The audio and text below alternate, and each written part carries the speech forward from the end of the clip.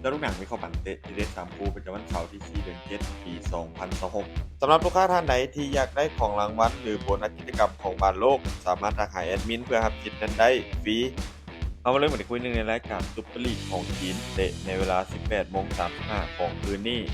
การพบกันระหว่างปักกิ่งกวาอันอันดับ7มี18คะแนนจากการลงเล่นไป16นัดจะพบกับซานตงไทซานอันดับ4ด้วยการมี21คะแนนลงเล่นไป16นัด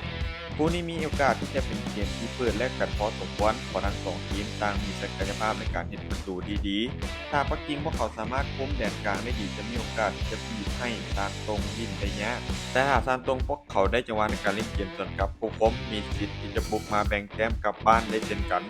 การคาดการณ์สกอร์ที่น่าจะเกิดขึ้นปักกิ่งกวาอันจะเฉือนเอาชนะซานตงไทซานไปด้วยสกอร์2-1 มันตอนคู่ที่2ในรายการบอลโลกรอบ16ทีมไทยเตะในเวลา 10:00 ของคืนนี้การพบกันระหว่างทีมชาติแคนาดาจะพบกับทีมชาติโมร็อกโก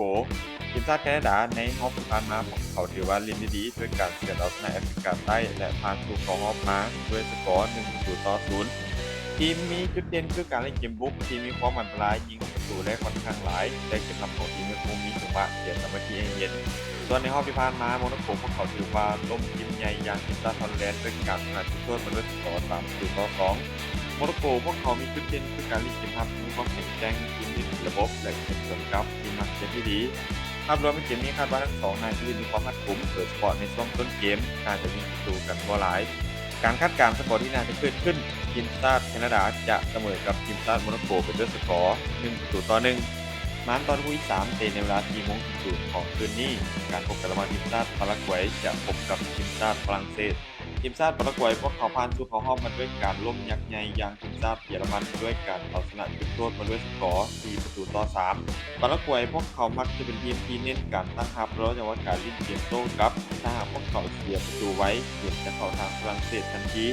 ส่วนทีมชาติฝรั่งเศสพวกเขาผ่านเข้ารอบมาด้วยการเอาชนะทีมชาติสวีเดนแบบสบายๆด้วยสกอร์3-0 ฝรั่งเศสพวกเขาเหนือกว่าทั้งคุณภาพนักเตะความมั่นใจรวมไปถึงพละกำลังที่บ่ได้ลิ้นในช่วงต่อเวลาพิเศษเกมนี้พวกเขาน่าจะเป็นฝ่ายที่ครองบอลหลายกว่าและสร้างโอกาสได้อย่างต่อเนื่องเกมนี้คาดว่าน่าจะเป็นเกมที่ยากสำหรับแผงหลังของพารากวัยการที่จะต้านแนวบุกของฝรั่งเศสได้นั้นอาจจะบ่เป็นเรื่องง่ายการคาดการณ์สกอร์ที่น่าจะเกิดขึ้นทีมชาติฝรั่งเศสจะเอาชนะทีมชาติพารากวัยไปด้วยสกอร์2-0สุดท้ายนี้ถ้าทุกคนสนใจแนวทางดีๆแบบนี้อย่าลืมกดไลค์กดแชร์ออกไปเพื่อเป็นแนวทางเพิ่มเติม